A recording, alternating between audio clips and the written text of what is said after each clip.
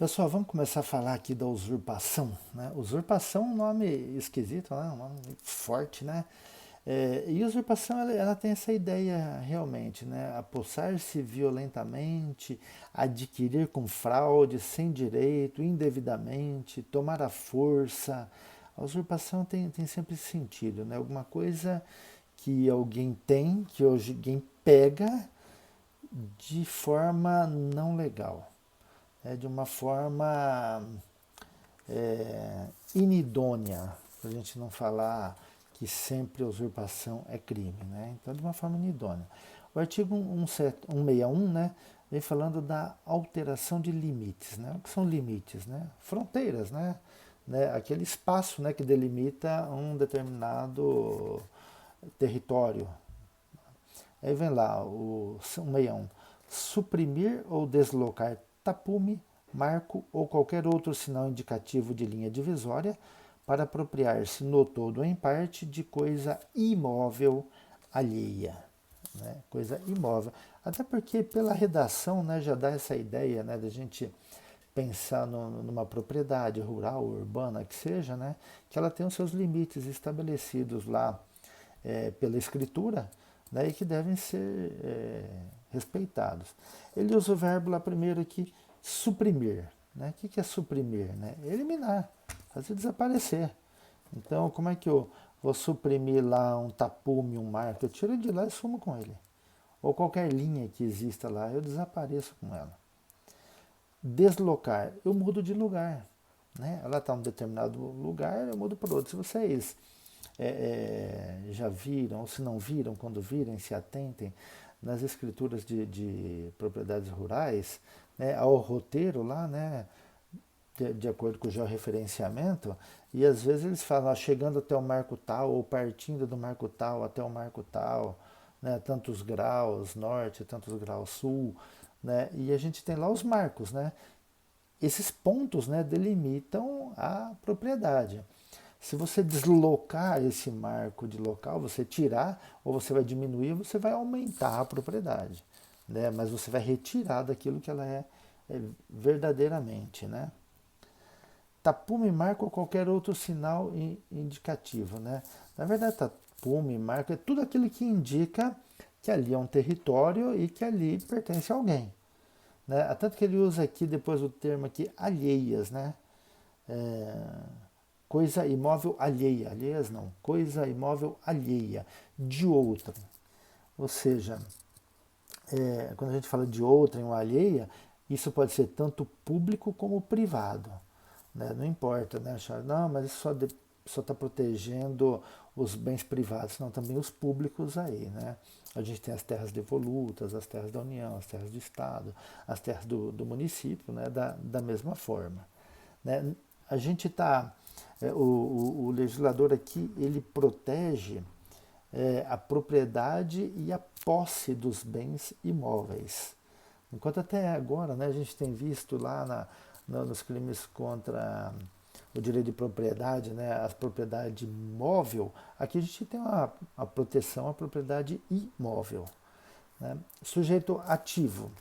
Os autores, é interessante que eles falam que o sujeito ativo sempre é o proprietário vizinho, o proprietário lindeiro, ou aquele contíguo à área, ou o futuro comprador ou possuidor da terra contíguo à área, ele que seria o sujeito ativo. Por que eles falam isso? Porque, na verdade, há um objetivo. Né? Qual é o objetivo de alguém em modificar a área do outro? Né? O objetivo de se apossar da terra, né? De aumentar a sua área. Então, por isso, os legisladores pensam dessa forma. Honestamente, eu acho que é possível que a gente tenha a possibilidade de o crime ser praticado porque não seja também o proprietário, pelo seu empregado, pelo seu preposto, sei lá, né? É possível. Se foi a mando do patrão, né, a gente vai ter uma coautoria, uma participação, seja lá, dependendo de como foi praticado o crime. Mas eu vejo essa possibilidade sim. Sujeito passivo é sempre o proprietário daquela área que teve a sua. Houve a modificação, a retirada de tapume ou de áreas lindeiras. né? É um crime formal que basta, né, a prática da supressão do deslocamento, né? Não há necessidade de resultado, né? No parágrafo 1º do artigo, a gente tem a chamada usurpação de águas, né? Porque ele diz lá, na mesma pena incorre quem desvia ou represa em proveito próprio ou de outrem águas alheias, né? Desviar, né? O que é desviar? Você mudar o rumo, né? A água corre de um lado, você muda ela para o outro lado. E represar é quando você cria aquela bacia, né, dentro da sua propriedade, impedindo que elas corram normalmente para as propriedades vizinhas, né? Não vamos esquecer que a água ela segue o caminho da gravidade, né? E a partir do momento que você represa, ela não vai, né? Então você impede que as outras pessoas tenham acesso à água. E não vamos esquecer que a água não é, né, de uma só pessoa, né? A água ela é da União, do município, do estado, dependendo de onde nasce e onde morre o rio, né? Então ele não pode fazer isso, né? Porque todos podem usufruir daquela água também. Sujeito ativo ou passivo, há aquele mesmo entendimento do dispositivo anterior, né? O proprietário contíguo à área, futuro comprador, futuro possuidor. E o passivo é aquele que perdeu o direito à água, aquele que não recebe mais a água na sua propriedade. É também um crime formal, porque basta o desvio e o represamento, mesmo que a água continue indo, né? É claro que é possível que as pessoas criem represas nas suas propriedades, mas ela precisa ter a licença ambiental, né, a autorização do órgão ambiental, justamente para que não ocorra prejuízo ao meio ambiente e aos vizinhos lindeiros. Tá? O inciso 2 vem falando do esbulho possessório. Desculpa. Invade com violência a pessoa ou grave ameaça, ou mediante concurso de mais de duas pessoas, terreno ou edifício alheio para o fim de esbulho possessório.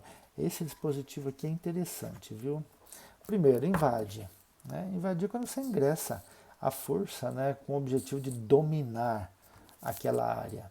Com violência à pessoa, né, a visa absoluta, né, você realmente pratica uma lesão corporal, né, ou grave ameaça, vício compulsiva, né, eu ameaço, né, de morte alguém se não deixar eu entrar, né, ou o concurso de duas pessoas.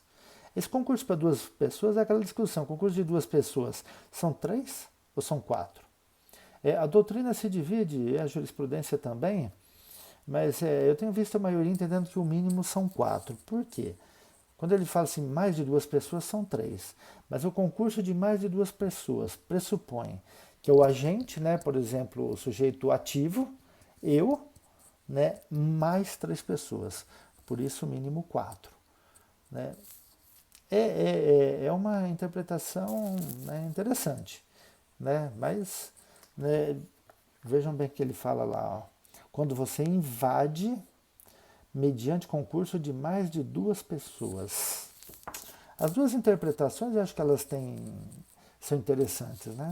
Pensem aí o que vocês acham, né?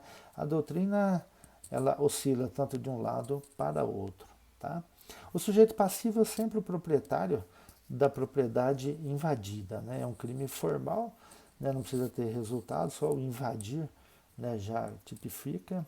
Uma discussão interessante que a gente tem com relação ao movimento dos trabalhadores sem terra, do movimento dos trabalhadores sem teto, né, se a invasão deles tipifica crime ou não. A gente tem duas posições na doutrina também, alguns entendendo que não, porque o objetivo deles não é invadir, mas é chamar a atenção das autoridades públicas para aquele movimento, para aquela situação, e aos que entendem que é esbulho porque eles estão invadindo a propriedade e pronto, né? E essa é a decisão do STF também, né, do Supremo.